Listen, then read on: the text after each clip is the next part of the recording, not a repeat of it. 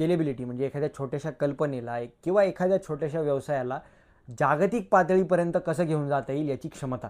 Just माहितीसाठी सांगतो, आजच्या फूड स्टार्टअप्सला स्केलेबिलिटीचा मंत्र मिळण्याआधी एका मराठी माणसाने महाराष्ट्रामध्ये त्याच्या घरगुती पदार्थांना जागतिक स्तरापर्यंत स्केल केलं होतं. त्या मराठी बिझनेस टायटनचं नाव होतं वासुदेव पांडुरंग बेडेकर.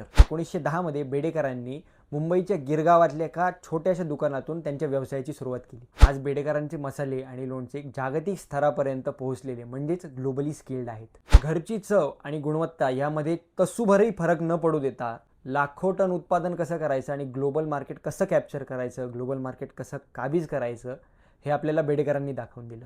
बेडेकरांनी मसाल्यांमध्ये आणि लोणच्यांमध्ये महाराष्ट्राची चव तर जपलीच, पण त्याशिवाय महाराष्ट्राचा इतिहास आणि महाराष्ट्राची संस्कृती सुद्धा जपली. अजून अनेक बिझनेस टायटन्सबद्दल आपण बोलणार आहोत, पण तोपर्यंत ही रील जर आवडली असेल तर नक्की लाईक करा, कमेंट करा आणि जस्ट माहितीसाठी तुमच्या मित्रांसोबत नक्की शेअर करा.